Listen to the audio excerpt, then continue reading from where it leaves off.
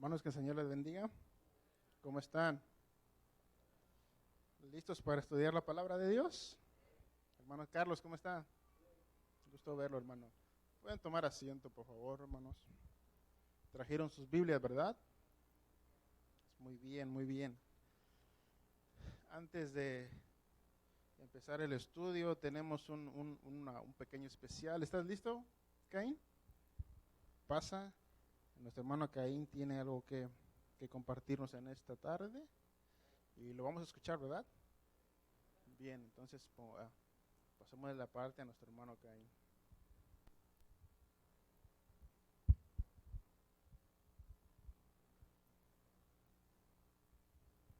Hermanos, que el Señor los bendiga.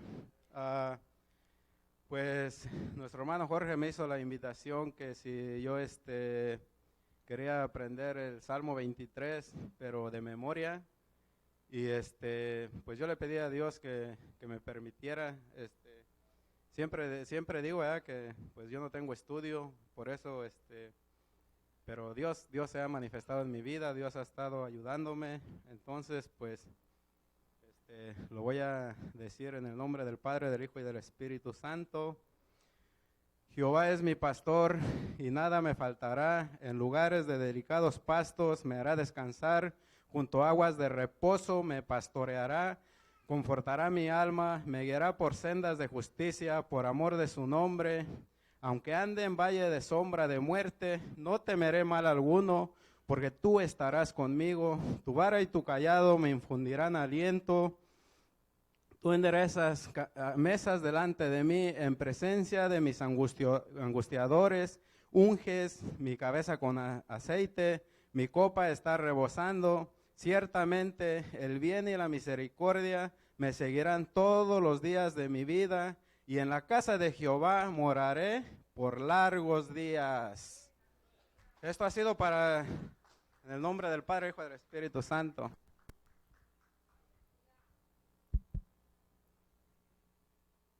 Ya ven, hermanos, que así se puede.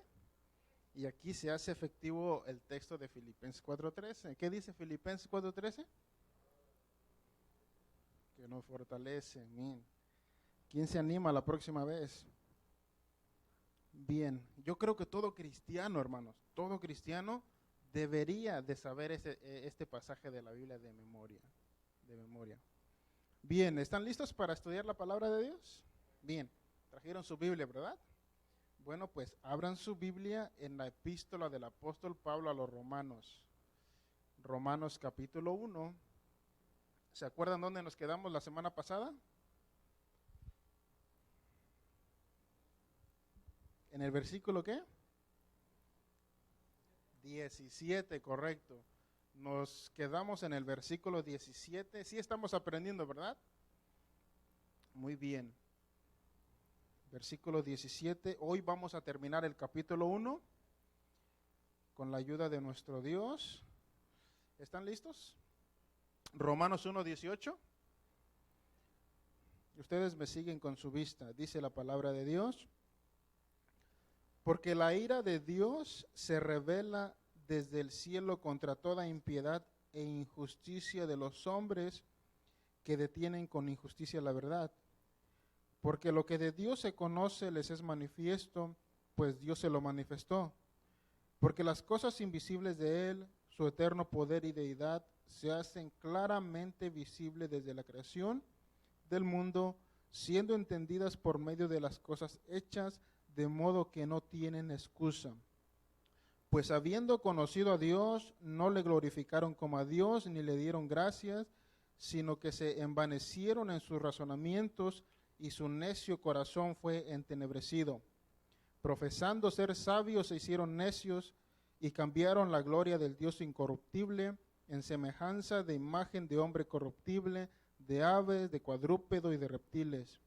Por lo cual también Dios los entregó a la inmundicia en las concupiscencias de sus corazones, de modo que deshonraron entre sí sus propios cuerpos, ya que cambiaron la verdad de Dios por la mentira, honrando y dando culto a las criaturas antes que al Creador, el cual es bendito por los siglos. Amén.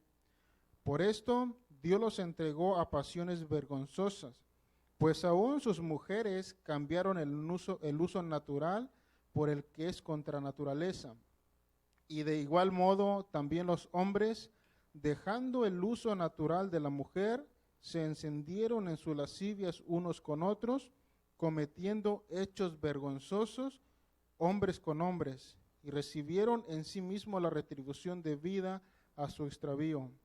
Y como ellos no aprobaron tener en cuenta a Dios, Dios los entregó a una mente reprobada para hacer cosas que no convienen, estando atestados de toda injusticia, fornicación, perversidad, avaricia, maldad, llenos de envidia, homicidios, contiendas, engaños y malignidades, murmuradores, detractores, aborrecedores de Dios, injuriosos, soberbios, altivos, inventores de males, desobedientes a los padres, necios, desleales, sin afecto natural, implacables, sin misericordia, quienes habiendo entendido el juicio de Dios, ¿qué dice?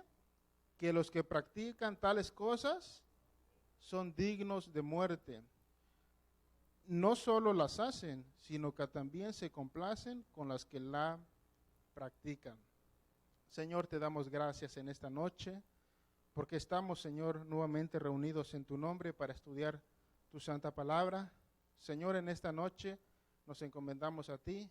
Te pido, Señor, que nos des las palabras adecuadas, Señor, para poder compartir tu palabra, Señor, y que en esta noche, Señor, pueda hacer efecto en nuestro corazón de acuerdo a la condición en la cual nos encontramos.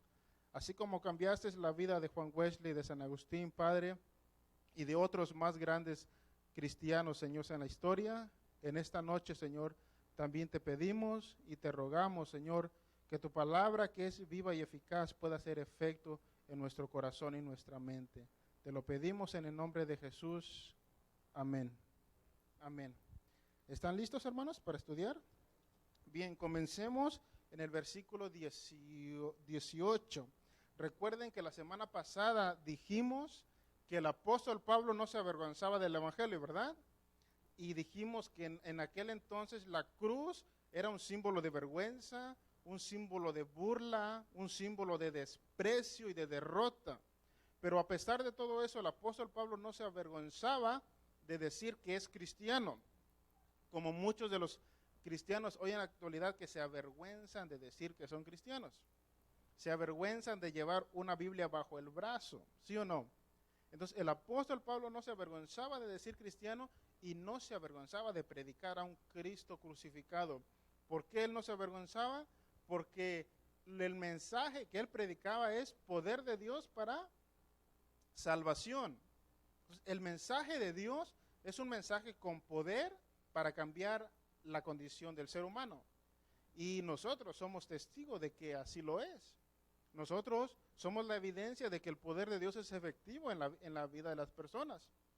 Si no fuera efectivo, no estaríamos aquí. Si no fuera efectivo, no tendríamos una vida diferente, una identidad diferente. ¿Verdad que el cambio de la vida antes de Cristo y después de Cristo, verdad que se nota, se deja ver? Uno mismo sabe que ha cambiado y la gente, las personas a su alrededor también notan ese cambio en la vida de las personas. Ahora ya no habla como hablaba antes, ya no piensa como pensaba antes, ya no vivía como vivía antes, ya no vive como vivía antes. Ahora vive una vida diferente. ¿Por qué? Porque el evangelio es poder de Dios para salvar la condición de las personas. Después dijimos que solo en el marco del mensaje del evangelio, en ese mensaje, ahí se revela la justicia de Dios. Y no en otras religiones, no en otros sistemas de pensamiento, no en otros dioses, solo en el evangelio. Ahí va revelado, ahí va escondido la justicia de Dios. ¿Qué es la justicia de Dios? Es cuando una persona da ese salto de fe para aceptar, número uno, que esa persona es pecadora, que ha vivido toda su vida ofendiendo a Dios. Entonces, él ha vivido su vida ofendiendo a Dios, ha vivido transgrediendo sus leyes y por lo tanto, como decía el hijo pródigo, he pecado contra el cielo y contra Dios. Cuando esa persona ve que ha vivido su vida ofendiendo el carácter de Dios, la santidad de Dios, entonces se arrepiente de sus pecados, le pide perdón a Dios y al mismo tiempo lo acepta a Jesucristo como su Salvador. Cuando esa persona hace ese acto de arrepentimiento y fe, entonces ya Dios deja caer su justicia en él, lo que llamamos en la enseñanza de la salvación como la justificación. En ese momento la persona es declarada inocente, no por sus méritos, porque ya vimos que ha vivido toda su vida pecado en contra de Dios, sino por los méritos de Cristo en la cruz. Por eso esa persona ya es declarada justa e inocente delante de Dios, y ya en ese momento ya esa persona es salva. Todos sus pecados de condenación han sido perdonados y en ese momento ningún pecado lo puede condenar. Ningún pecado puede acusar de que esa persona es culpable, porque ya ha sido perdonado sus pecados a través de la muerte y resurrección de Jesucristo, a través de su sangre. Bien, después de hablar de la justicia de Dios, y eso el apóstol Pablo lo desarrolla con más detenimiento en los próximos capítulos. Después de la justicia de Dios, pues entendemos que el apóstol Pablo pues va a explicar un poco de la justicia de Dios, pero lo que él se encarga de explicar en los próximos versículos es hablar de la ira de Dios. ¿Qué dice la siguiente expresión del versículo 18? Porque la ira de Dios, dice, porque la ira de Dios. El apóstol Pablo está hablando del poder del evangelio para cambiar vidas. Después habla de cómo una persona es justificada y salvada delante de Dios. Inmediatamente después el apóstol empieza el texto describiendo porque la ira de Dios. Miren, nosotros conocemos más a Dios por su amor que por su ira. Se nos habla, se nos predican más de su amor que de su ira. Nos hablan y nos dicen que Dios es amor, que Dios es bueno, que Dios es misericordioso, que Dios da gracia al humilde. Pero ¿verdad que poco se habla de que Dios se aira, se enoja y aborrece la maldad y el pecado? Pues escuchen, pues la ira de Dios es la otra cara del amor de Dios. Tenemos a un Dios de amor, de misericordioso, compasivo, pero también tenemos la otra cara de Dios, que Él es justo y Él se aira, Él se enoja contra la impiedad, el pecado y la injusticia del mundo. Dice el texto, porque la ira de Dios se revela, ¿de dónde se revela? Desde el cielo, ¿contra qué?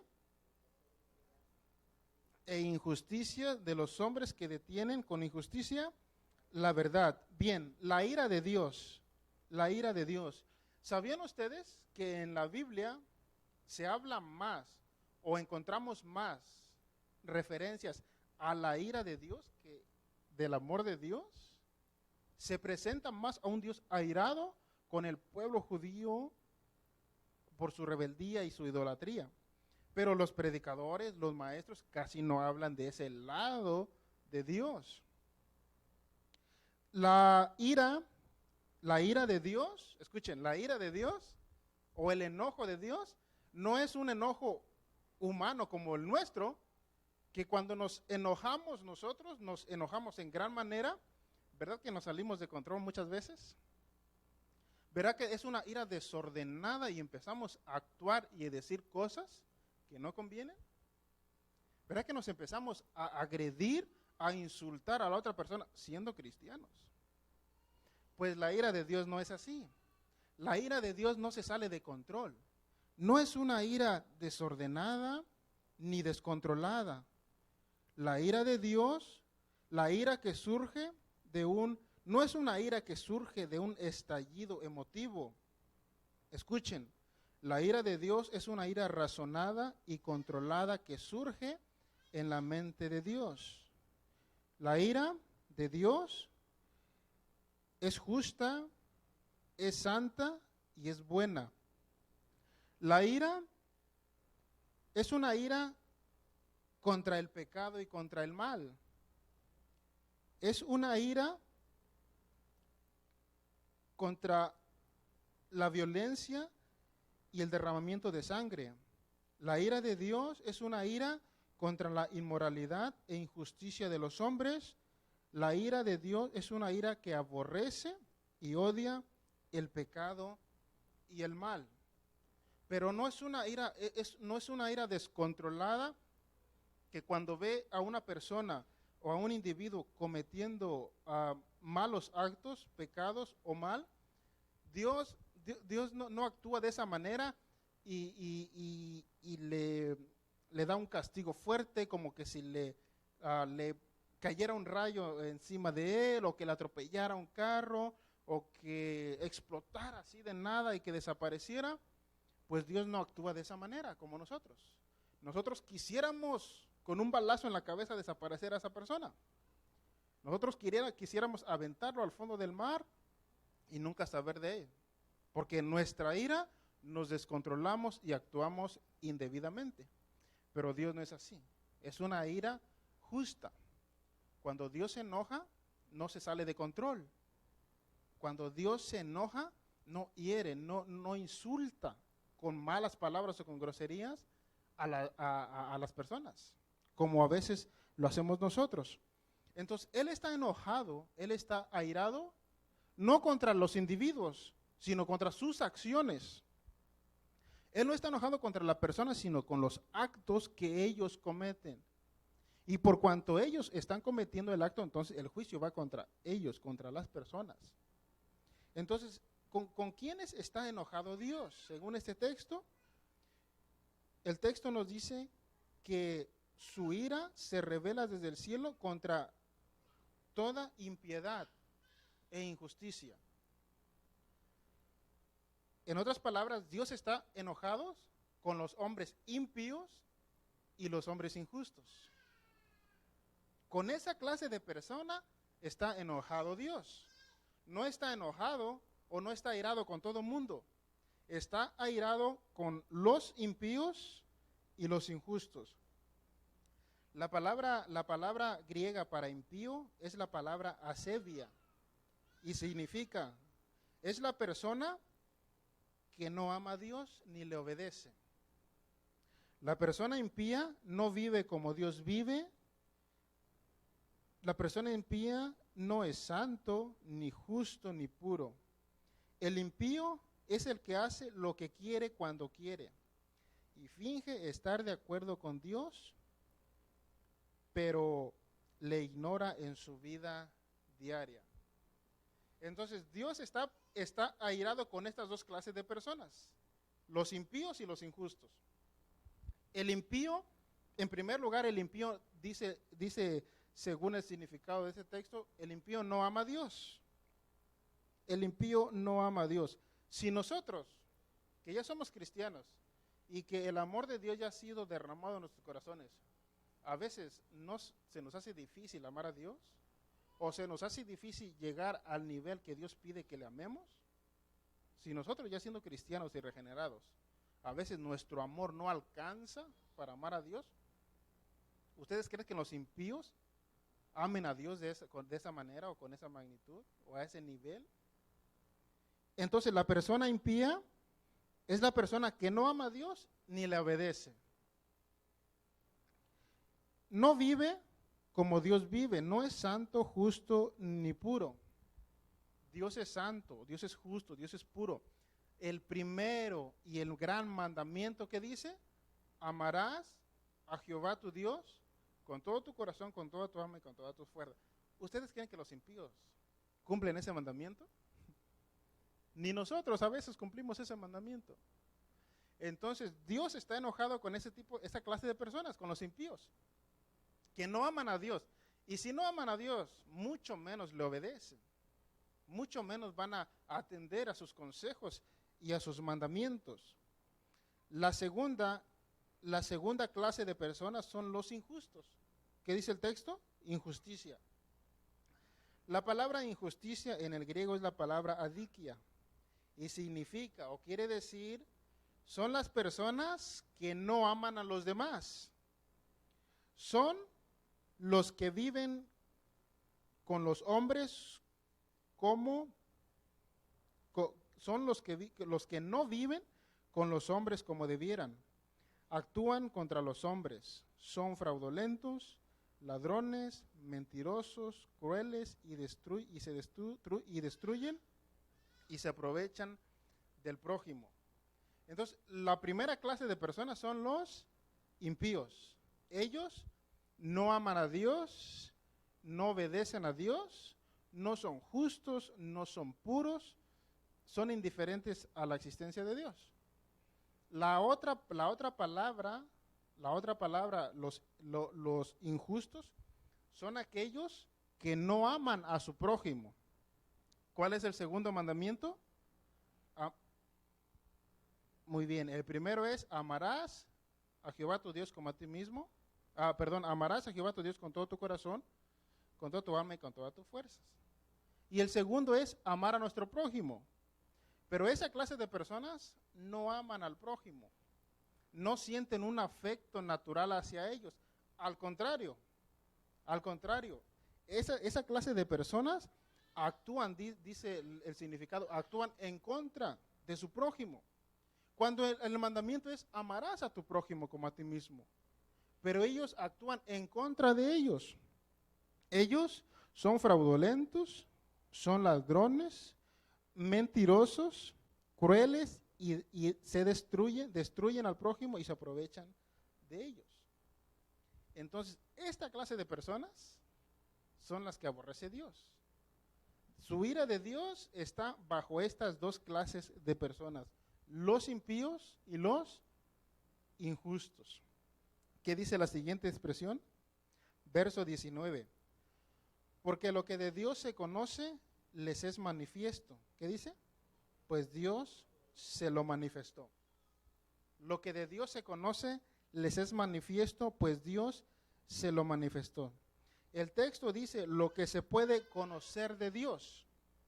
Miren, toda persona sabe en su corazón que hay un Dios, que existe un creador. Algunos rechazan esa creencia, algunos rechazan a ese creador, pero en su corazón, en su conciencia, ellos les dicta o les dice que hay un creador. ¿Y cómo se ha manifestado ese creador? Pues a través de su creación. A través de lo que vemos con nuestros ojos, podemos deducir de que realmente existe un creador de todo lo creado. Entonces, no hay excusa para decir que nadie me predicó, nadie me enseñó, porque vamos a ver más adelante que el sol, la luna, las estrellas, los planetas, el sistema solar, apuntan a un creador soberano e inteligente. Lo que de Dios se conoce les es manifiesto. En la humanidad hay tres clases de personas no creyentes en Dios. Hay tres clases de personas no creyentes en Dios. Los primeros, el primer grupo son los escépticos. El segundo grupo son los agnósticos y los terceros son los ateos. Los escépticos, ellos dicen que ellos dudan de la existencia de Dios. Ellos dicen, no se puede llegar a saber con exactitud que Dios existe. Entonces, ellos están dudan de la existencia de Dios. Los agnósticos, ellos no creen o no están seguros de que Dios existe. Ellos dicen, miren, si me presentas pruebas o evidencias de que existe, pues yo voy a creer, pero en base a tus argumentos y tus evidencias. Pero si tú me demuestras evidencias y argumentos de que Dios no existe, entonces voy a creer en base a lo que tú me presentes. Esos son los agnósticos. Y en tercer lugar están los ateos. Los ateos, ellos dicen que realmente Dios no existe, que no hay un Dios, que no hay un creador. Entonces, esos son las tres clases de personas que encontramos en nuestra sociedad. Aquellos que dicen que no se puede saber con exactitud que Dios existe. Los segundos dudan de su existencia. Si me presentas evidencias, creo, y si no, no creo. Y los terceros dicen, Dios no existe. Es imposible que exista un Dios. Todo lo creado se vino por azar, fue un accidente, y etcétera, etcétera. Entonces son estas tres clases de personas. Pero el texto de Romanos dice, porque lo que de Dios se conoce, les es manifiesto. ¿Por qué? Dios se lo manifestó. Entonces, Dios, aquí el texto dice que de una u otra manera Dios se manifestó a ellos, a los tres grupos de personas, a los escépticos, a los agnósticos y a los ateos. Entonces, ellos saben en su interior que realmente existe un Dios. Pero en el caso de los ateos no le convienen a ellos creer que existe un Dios. Porque al creer que existe un Dios, pues ellos se ven forzados a rendirle cuenta cuando mueran. Y eso es lo que no quieren, rendirle cuenta a alguien. Entonces por eso evaden su existencia de Dios. Pero toda persona, hermano, toda persona sabe en su corazón y su conciencia que hay un creador, existe un creador de todo lo creado. ¿Qué dice el versículo 20? Porque las cosas invisibles de Él, su eterno poder y deidad, ¿qué dice? Se hacen claramente visibles desde la creación del mundo, siendo entendidas por medio de las cosas hechas. ¿Qué dicen? ¿De modo que qué? De modo que no tienen excusa. No hay excusa de que digan, Dios no se manifestó, Dios no se reveló. Algunos de esta clase de personas, ellos dicen, escuche lo que dicen. Ellos dicen, pero ¿por qué Dios no se revela más cercanamente? ¿Por qué Dios se esconde tanto? Dice ellos. Otros dicen, ¿por qué Dios no se presenta frente a mí? Y si se presenta frente a mí, entonces yo creo. Un cristiano le contestó, ya Dios se presentó personalmente hace 2000 años, pero lo crucificaron. Dios ya se presentó personalmente en la persona de Cristo. ¿Y qué hicieron los hombres? Lo crucificaron. Entonces, la gente, según el texto bíblico, no hay excusa, porque Dios ya se reveló a ellos a través de su conciencia y a través de su corazón. Dios se da a conocer a través de su creación, todo lo que existe. Miren, cuando vemos una megaestructura, un rascacielos de 80, 90 pisos de altura, concluimos que detrás de esta estructura, de esa arquitectura, pues hay un arquitecto, hay un diseñador de ese edificio. ¿Cómo diseñó las puertas de entrada, las oficinas, los baños, la salida, las escaleras? Fueron diseñadas por una mente inteligente. No se construyó ese edificio al azar. Cuando vemos un reloj, las manecillas y toda la estructura de reloj, pues concluimos que detrás de este reloj hay un relojero.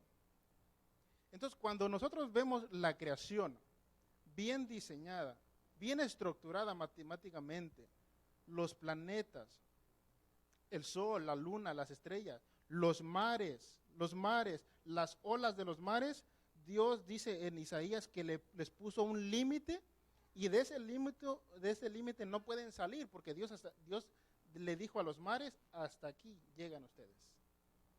Entonces, cuando vemos a un universo bien estructurado, bien definido, bien diseñado, pues concluimos que detrás de eso hay un diseñador que diseñó todo en su perfección.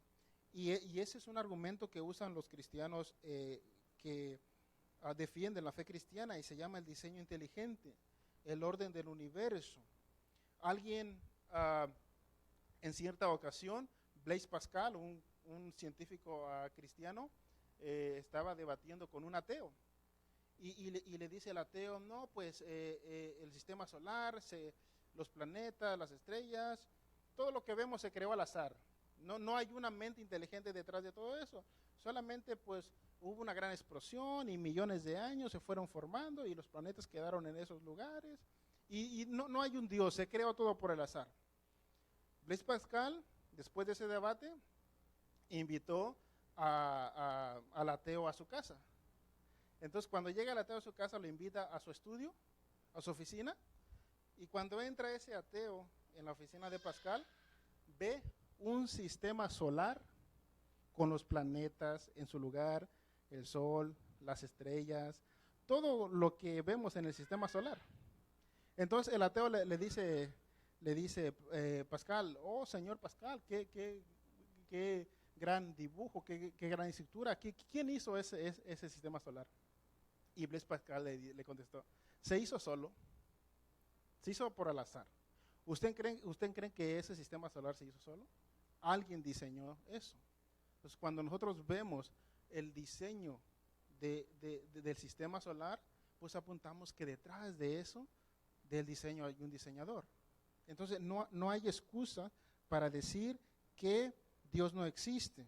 Además, en la historia del cristianismo, se han presentado 4 argumentos a favor de la existencia de Dios. Son los más comunes, son los más tradicionales, son los argumentos que usan los cristianos para defender o para probar la existencia de Dios. El primer argumento es el argumento cosmológico. Habla acerca del cosmos, del universo. Está el argumento ontológico, el argumento teleológico.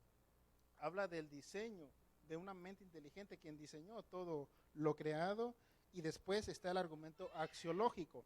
Habla de la moral del ser humano, de lo que es bueno y lo que es malo. Nosotros sabemos que quitarle la vida a una persona es malo, es moralmente malo. Entonces, ahí son argumentos que se han usado en contra de la existencia de Dios. Entonces, dice el texto que Dios se reveló, Dios se lo manifestó, y por lo tanto, las personas no tienen excusa de que Dios no existe, o nadie me dijo, o no pude ver a Dios, porque Dios ya se ha revelado contra ellos. ¿Qué dice el versículo 21? Pues habiendo conocido a Dios, ni le dieron gracias, sino que se envanecieron en sus razonamientos y su necio corazón fue entenebrecido.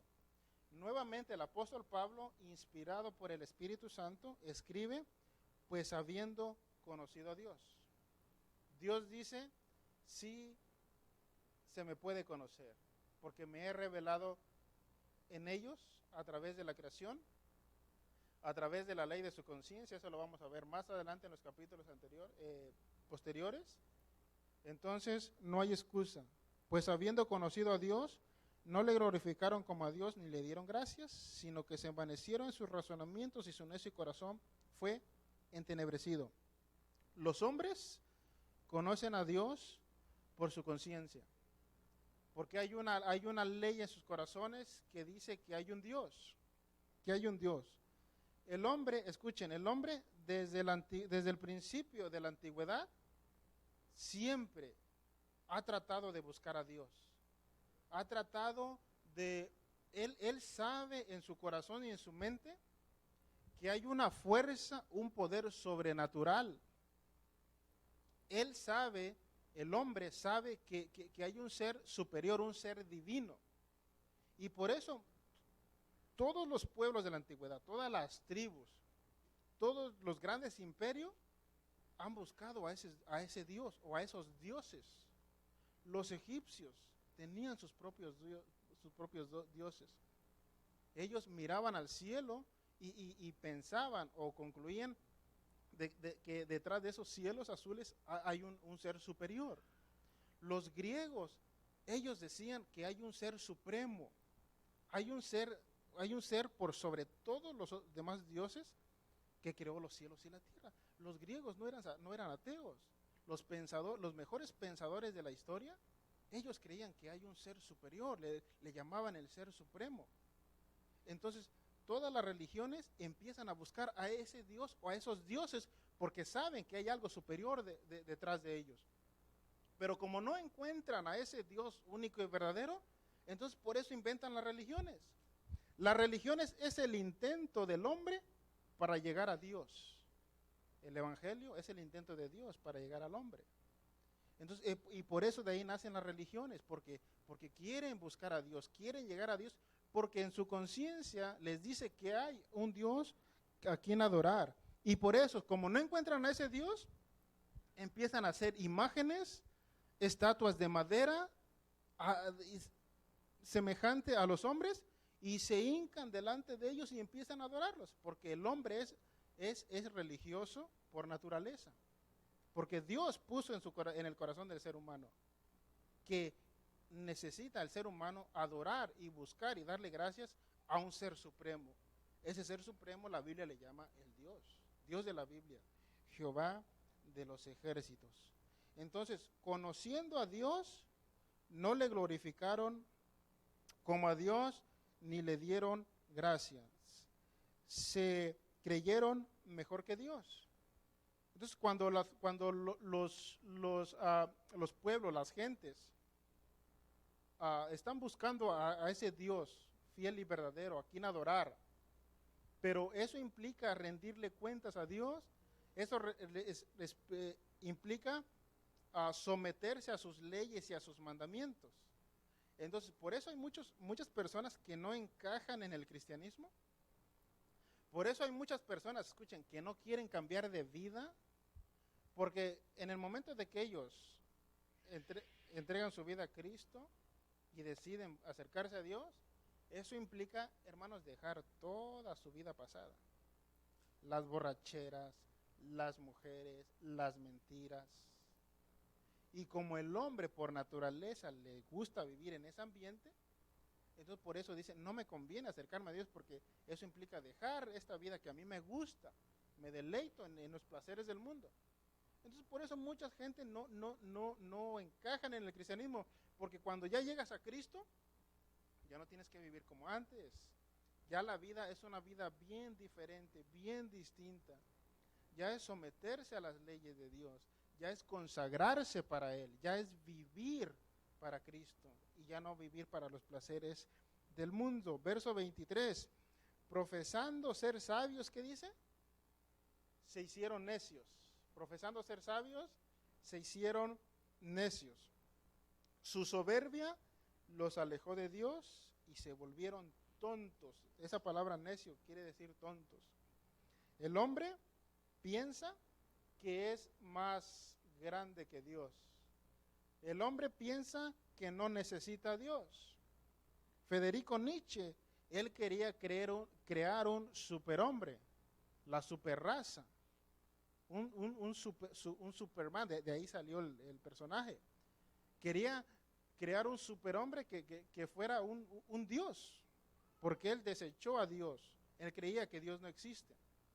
Entonces, a veces el hombre quiere jugar a ser Dios o quiere llegar a ser mejor que Dios. Quiere competir contra su creador. Imagínense que el barro se rebelara contra su alfarero. Pues así es el ser humano. Se rebela contra Dios, contra su creador, quien le dio la vida y el sustento. Entonces, la soberbia, el orgullo humano, eso nos hace alejar de Dios. Escuchen, no hay tal cosa como un cristiano soberbio, orgulloso. Una persona que quiere ser cristiana, pero no quiere dejar su orgullo y su soberbia, no va a encajar en el cristianismo. Una persona arrogante, una persona prepotente, no la va a hacer en el cristianismo. Porque en el cristianismo el Señor demanda humildad y mansedumbre. ¿Y ustedes creen que las personas quieren ser mansas y humildes? Ellos quieren ser orgullosos, soberbios. Ellos quieren estar siempre arriba, aprovechándose de los más débiles, ¿sí o no? El hombre es así. El hombre es así. Quiere ser superior a los demás y aprovechándose de los más débiles. Y los orgullosos no les conviene someterse a Dios. Dice el versículo 23, y cambiaron la gloria del Dios incorruptible en semejanza de hombre corruptible, de aves, de cuadrúpedos y de reptiles. Entonces, escuchen, todo lo que hemos estado hablando, hermanos, es la condición del ser humano. En esa condición se encuentra el ser humano que está sin Dios, Entonces, la Biblia nos presenta un diagnóstico del ser humano. ¿Cuál es su estado y cuál es su posición delante de Dios? Y ya vimos que una persona sin Dios es impía y es injusta.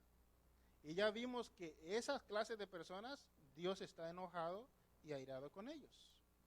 Ya vimos que esas personas, habiendo conocido a Dios, las personas conocen a Dios, las personas saben que Dios existe, pero le honran, le adoran, le obedecen, ¿verdad que no?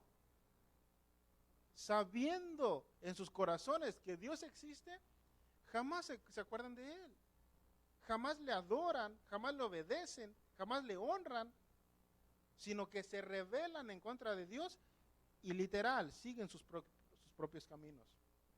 Esa es la condición del ser humano que está sin Dios.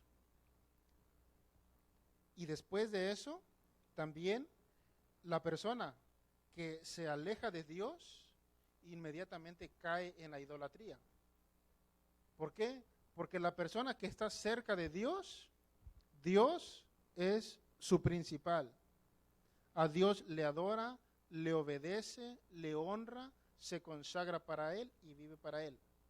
Pero una vez que esa persona, hermanos, se va alejando de Dios, cae inmediatamente en idolatría, porque quita a Dios del primer lugar, y ya sea que se ponga a Él, o ya sea que ponga otros dioses, o ya sea que ponga otras cosas, e inmediatamente cae en idolatría. ¿Y sabían ustedes que lo que más aborrece Dios en el Antiguo Testamento es la idolatría? ¿Por qué? Porque la idolatría es quitar a Dios de su vida o de primer lugar y ponerlo ya sea hasta el último. Pero Dios tiene que ser el primer lugar en la vida de las personas. Pero cuando las personas deciden quitar o rechazar a Dios, entonces caen a la idolatría. ¿Se acuerdan del becerro de oro que adoraron? ¿Por qué? Porque las personas así son o así somos. Así somos, rebeldes en contra de nuestro Creador, imagínense. El verso 24, por lo cual Dios también, ¿qué dice? Los entregó a la inmundicia, en las concupiscencias de sus corazones, de modo que deshonraron entre sí sus propios cuerpos. Una vez que el hombre es impío, injusto, se rebela en contra de Dios, habiendo conocido a Dios, no le honra ni le da gracias, ellos se alejan y caen en la idolatría. Después de la idolatría, dice el texto, en la inmundicia de sus concupiscencia de sus corazones. Miren, hermanos, cuando el hombre se va alejando de Dios, Dios, ya no hay mucho de Dios en él, y entonces ese vacío que deja, ese vacío que tiene antes, lo llenaba Dios. Pero cuando esas personas sacan a Dios de su vida, queda un vacío en ellos. Entonces ese vacío se tiene que llenar de algo. Ellos quieren llenar ese vacío de algo. Y según este texto bíblico, inmediatamente dice, a la inmundicia de las concupiscencias de sus corazones, de modo que deshonraron entre sí sus propios cuerpos. La palabra concupiscencia quiere decir deseos inmorales, desenfrenados que nacen en su corazón. La concupiscencia es un deseo inmoral en una persona hacia otra, y regularmente de un hombre hacia una mujer. Cuando empieza a mirar a una mujer y empieza a codiciarla, cuando empieza a mirar a una mujer y empieza a maquinar pensamientos malos en su corazón, cuando empieza a mirar a la otra persona y sentir odio, sentir rencor, sentir venganza y sentir celos, sentir envidia porque él está prosperando, a él le va bien, a esa familia está mejor que yo económicamente, y cuando empieza a haber envidia, eso es concupiscencia, un deseo inmoral desenfrenado de una persona hacia otra para hacerle daño. ¿Ven cómo se va degradando el carácter del ser humano cuando toma la decisión de alejarse de Dios? Por eso la Biblia nos exhorta a que guardemos nuestro corazón. ¿Qué dice el texto? Sobre toda cosa guardada, guarda tu corazón. Entonces, eso es la prioridad del ser humano. Puedes guardar muchas cosas. Puedes guardar tus pensamientos, tu mente. Puedes guardar muchas cosas, pero sobre toda cosa, guarda tu corazón. Que no se dañe nuestro corazón. Que no entre amargura, odio, avaricia, resentimiento, orgullo en nuestro corazón. Dice el texto de Mateo 5:8, bienaventurados los de limpio corazón. ¿Por qué? Porque ellos verán a Dios.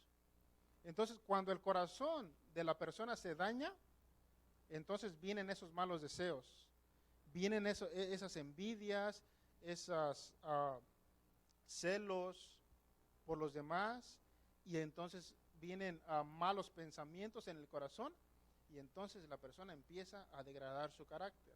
¿Por qué? Porque es el resultado, hermanos, de alejarse de Dios. ¿Qué dice el versículo 25?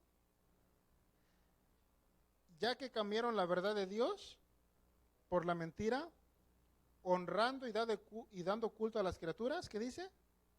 Antes que al Creador, el cual es bendito por los siglos. Entonces, el corazón del ser humano se va alejando gradualmente de Dios y va pasando de un estado a otro, se va degradando, va cayendo cada vez más bajo, más bajo. Y ahora en este texto ya dejaron completamente la verdad de Dios para irse o para abrazar la mentira. ¿Quién le gustaría estar en el error? ¿Quién le gustaría estar en la mentira? ¿Verdad que nadie? ¿Verdad que a nadie le gustaría vivir engañado? ¿Verdad que a todos nos gustaría vivir en la verdad? Pero cuando el hombre se aleja de Dios, cuando el hombre decide alejarse de Dios, entonces él automáticamente cae en el terreno de la mentira, del engaño, y vive engañado. Pero como su estado ya está muy crítico, ya no puede notar la diferencia. Entonces ya está engañado, está en la mentira, está en el error, está en las tinieblas. Honraron y adoraron las criaturas. Ellos se construyen imágenes, ellos se hacen ídolos y empiezan a adorar a los ídolos. Cuando la adoración es exclusivamente a Dios.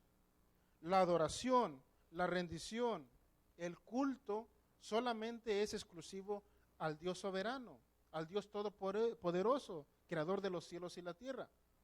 Dios no comparte su adoración con nadie. Dios no comparte su gloria con nadie. Entonces, las criaturas o las personas fueron diseñadas exclusivamente para adorar a Dios. ¿Pero qué hacen ellos? Desechan a Dios, empiezan a construir sus propias imágenes, sus propios ídolos, y se hincan ante ellas para adorarles, para darles gracias, para pedirles. Y de ahí la Santa Muerte, los de las otras religiones, los hindúos que tienen millones de dioses, que las vacas son sagradas y son consideradas como dioses, los ratones, se hincan ante ellas y las adoran, desechando a su creador para adorar a las criaturas. Entonces Dios es el único que debe de ser adorado. El verso 26 dice, por eso Dios los entregó a pasiones vergonzosas. Es la segunda vez que el texto dice que Dios los entregó. Dios los entregó. Pues aún sus mujeres cambiaron el uso natural porque es contra naturaleza. ¿Ven cómo gradualmente se va degradando el carácter de la persona cuando decide alejarse de Dios, cuando decide caminar solo, sin Dios y sin su ayuda. Ahora ya no solamente no aman a Dios ni lo obedecen, ya no hacen daño al prójimo. Ahora ya quitaron a Dios de la ecuación y en lugar del Dios verdadero pusieron una imagen, pusieron un ídolo y empezaron a adorarlo. Pero ahora ya avanzaron un poco más en su inmoralidad y ahora ya cometen actos vergonzosos, actos inmorales, mujeres contra mujeres. Este texto, los comentaristas modernos creen que este pasaje hace alusión a los tiempos de Sodoma y Gomorra. ¿Se acuerdan? En los tiempos de Sodoma y Gomorra, cuando mujeres con mujeres, hombres contra hombres, cuando llegaron los ángeles y los mismos humanos querían abusar de los ángeles, cuando era tanta la degradación moral en aquella ciudad, que ¿qué hizo Dios con esas ciudades? Las desapareció. ¿Por qué? Porque cuando el hombre se aleja de Dios, cada vez va cayendo más hacia un hoyo profundo. Hace referencia. Después habla del lesbianismo, pues aún sus mujeres cambiaron el uso natural por el cual es contra naturaleza. Habla del lesbianismo y de la inmoralidad entre ellas mismas. El verso 27, y de igual modo también, ¿quiénes? Los hombres, dejando el uso natural de la mujer, ¿qué dice? Se encendieron en sus lascivias unos con otros, cometiendo hechos vergonzosos, hombres con hombres, y recibiendo en sí mismo la retribución debida a su extravío. Escuchen, esa condición ya es ya es el estado más bajo que puede llegar a un ser humano. Cuando ya es hombre con hombre y mujer con mujer. El ser humano sin Dios se va degradando su carácter, su personalidad. Cada vez se va volviendo más y más bajo hasta que llega a esta condición. Cuando ya van en contra de la naturaleza. Dios creó a un hombre y a una mujer, ¿verdad? Alguien dijo, Dios creó a Adán y Eva, no a Adán y Esteban. Pero eso lo vemos el día de hoy, ¿sí o no? Y eso pasó también en los tiempos. Por eso los comentaristas creen que ese texto hace referencia ya sea a los tiempos de Sodoma y Gomorra, o tal vez a los tiempos de la generación de Noé, que también Dios hizo juicio con esa generación, o en los tiempos de la Torre de Babel. Cuando la degradación del hombre, cuando la inmoralidad del hombre ya estaba hasta el colmo. Por eso esos actos colmaron la paciencia de Dios y trajo juicio contra ellos. Algunos predicadores modernos creen que la sociedad de hoy en día ya está peor que Sodoma y Gomorra. Algunos predicadores respetables de hoy en la actualidad creen que nuestra sociedad ya está peor que en los tiempos de Noé y que en la Torre de Babel. Por eso Dios ya no tarda en traer juicio sobre esta tierra. ¿Por qué? Porque el carácter del ser humano ya está tan degradado, deprobable. ¿Por qué? Porque se ha alejado de Dios. Porque ha hecho su propia vida sin Dios. El carácter del hombre se va degradando gradualmente. ¿Qué dice el versículo 28? Y como ellos no aprobaron tener en cuenta a Dios, escuchen, es la tercera vez que encontramos esa expresión. Dios los entregó. Ya es la tercera vez que el apóstol Pablo, guiado por el Espíritu Santo, nos escribe diciendo, Dios los entregó a una mente reprobada para hacer cosas que no convienen. La palabra entregar quiere decir que Dios permitió. Dios habla de muchas maneras. Hermanos, Dios insiste en la salvación del pecador. La palabra de Dios dice que Dios no quiere que nadie se pierda, sino que todos vengan al arrepentimiento. Escuchen, Dios existe, Dios insiste de muchas maneras. Dios busca al hombre de muchas maneras y de muchas maneras lo llama a sus caminos.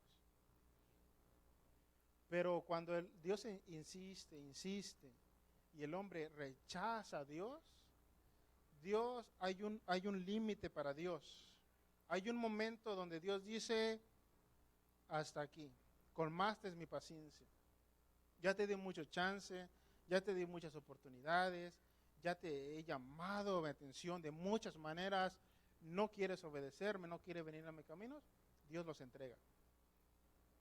Dios le dice, haz con tu vida lo que tú quieras, haz con tu vida como a tu parecer, pero de ahí en adelante Dios quita su protección de ese hombre y de esa mujer. Dios dice, de aquí en adelante ya no me hago responsable de ti, de tu vida. Antes de eso yo me hago responsable de tu vida porque yo soy tu creador, te he creado a mi imagen y semejanza. Pero cuando el hombre decide voluntariamente rechazar a Dios, Dios se quita de esa persona y ya esa persona ya está desamparada sola. El problema de esa persona es que cuando muera, se encontrará con ese mismo Dios misericordioso, con ese mismo Dios amoroso, compasivo, que le estuvo llamando de muchas maneras. Y le estuvo llamando de muchas maneras, se presentará delante de ese mismo Dios, pero ya no como un Dios amoroso. Ahora se presentará como un Dios, como un juez justo. ¿Y qué dice el texto de Hebreos?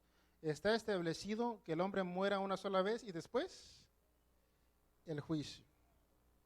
La persona se presentará de ese Dios que le estuvo insistiendo, le estuvo llamando de muchas maneras y no quiso obedecer a Dios. ¿Cómo se encontrará esa persona en el día del juicio? Según Apocalipsis, hay un día del juicio, del gran trono blanco, donde Dios se presentará ya no como un Dios amoroso, ahora se presentará como un Dios justo que castigará el pecado de los seres humanos. Gracias le damos a nuestro Señor Jesucristo que ya nosotros ya no compadeceremos a ese trono blanco, porque ya hemos sido perdonados por la sangre de Cristo cuando le aceptamos como nuestro único y suficiente Salvador. Escuchen lo que siguen cometiendo estas personas. Versículo 29, 30 y 31. Estando atestados de toda injusticia. Escuchen, lea conmigo.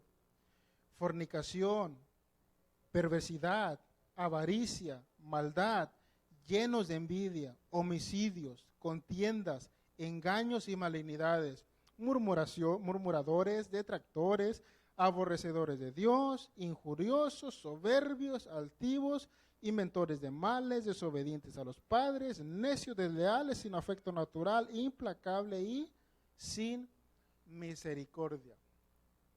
Escuche, piense un momento. ¿Verdad que nosotros antes de Cristo cometíamos esta clase de pecado? ¿Verdad que estábamos en esta lista nosotros antes de Cristo? Éramos como ellos, si no es que peor que ellos. Nosotros estábamos en la lista negra antes de estar sin Cristo. Hermanos, y estos hechos vergonzosos los cometíamos nosotros antes de venir a Cristo. ¿A poco no se identifica usted con estos pecados? Fornicación, avaricia, maldad, lleno de envidias, homicidios, contiendas, engaños, malignidades, murmuradores, detractores, aborrecedores de Dios, injuriosos, soberbios, altivos, inventores de males, desobedientes a los padres, necios, desleales, sin afecto natural y sin misericordia. ¿Verdad que nosotros estamos en esa lista negra? ¿Qué pasaría si Dios no nos hubiera salvado? Estaríamos en gran problema cuando Dios nos llamara a su presencia para rendirle cuentas a Él. Entonces, todo ser humano, hermanos, todo ser humano le tiene que rendir cuentas a Dios por lo que hizo mientras estuvo en este cuerpo.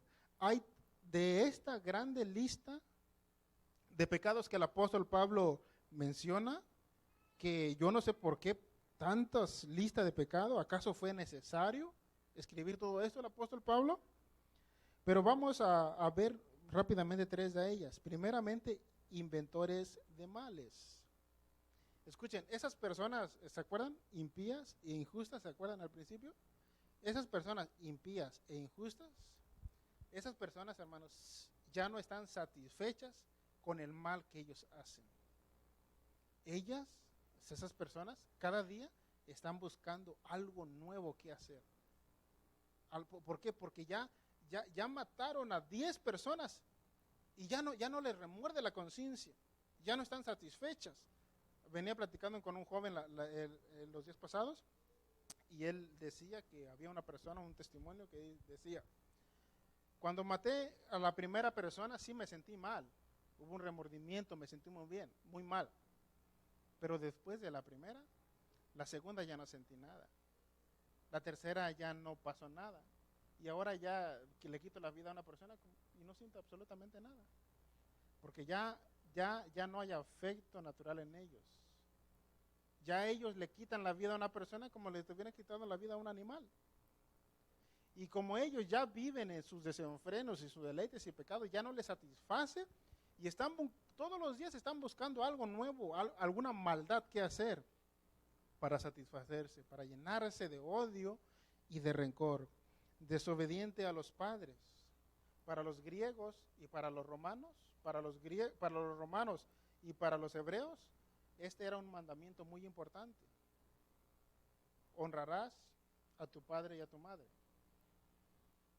Y el deshonrar al padre y a la madre, eso era un pecado muy grave para los hebreos y también para los romanos. Y finalmente, sin afecto natural. Se perdió el amor hacia el prójimo. Se perdió el afecto hacia el prójimo, hacia el vecino. Cuando el Señor venga, ¿hallará fe en este mundo? En los últimos tiempos, el amor de muchos, ¿qué dice? Se enfriará y ya no habrá afecto de la persona hacia su prójimo. Al contrario, guerras y rumores de guerras. Y para terminar, el versículo 32, ¿qué dice? Quienes habiendo entendido el juicio de Dios, que los que practican tales cosas son dignos de ¿qué? Muerte. No solo las hacen, escuchen, no solo las hacen, sino que también se complacen con los que la practican. Y aquí es donde está el problema. ¿Por qué? Porque esas personas, escuchen, y con eso terminamos. ¿Ustedes creen que un Dios justo, un juez justo, santo, incorrupto, pueda pasar desapercibido la maldad de las personas? No. Hay muchas personas que cometieron mucho mal en este mundo, como los carteles de México, como los terroristas en el Medio Oriente, que asesinaron a muchas personas. Muchos de ellos no fueron juzgados en este mundo. Muchos de ellos murieron sin haber pagado por lo que hicieron. ¿Ustedes creen que ellos así se van a ir así porque así? Todos ellos van a ser juzgados delante de un Dios justo. Porque muchos sí pagaron. Como el narcotraficante de Sinaloa, que ya está pagando por lo que ha hecho.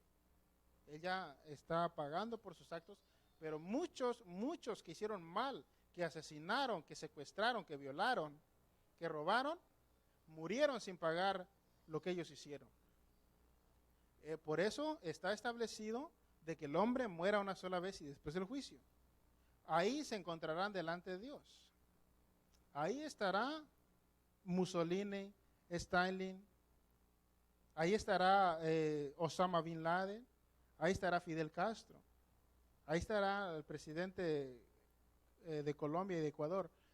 Todos ellos que negaron a Dios, que rechazaron a Dios, ellos resucitarán para rendirle cuenta a Dios.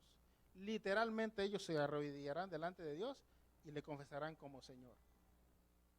Y ellos después serán juzgados y serán lanzados al lago del fuego. ¿Por qué? Porque Dios es un Dios justo que castigará el pecado de las personas. Por eso nosotros, hermanos, ya estamos en una condición diferente. Ya hicimos las paces con Dios, eso lo vimos la semana pasada. Nosotros ya hicimos las paces con Dios. Nosotros ya no seremos juzgados en ese trono blanco. Ahora de aquí en adelante ya solamente nos resta guardar nuestra salvación ¿con qué? Con temor y ¿qué más? Con temblor. Porque costó toda esa salvación, le costó la propia vida a nuestro Señor Jesucristo. Entonces, en este capítulo 1, el apóstol Pablo expone la condición del ser humano y ya vimos cómo gradualmente se va degradando el carácter del ser humano. Hasta llegar, dicen algunos predicadores, más bajo que los animales. ¿Por qué? Porque esa es la consecuencia cuando el hombre se aleja de Dios. Póngase de pie, por favor.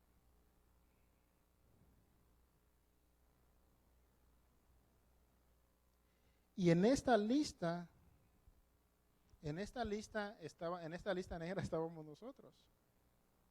Pero ya hicimos las paces con Dios, ya nos pusimos a cuenta con Él, y ahora pasamos del reino de las tinieblas al reino de la luz, al reino del Hijo de Dios. Yo hice las paces con Dios ya hace 11 años. ¿Cuánto tiempo tiene que usted hizo las paces con Dios y se puso en cuenta con Dios? Ya si pase lo que pase, ya estamos bien con Dios, ya arreglamos nuestra situación con Dios. Y ahora solamente nos queda perseverar para que cuando Él venga nos podamos ir con Él.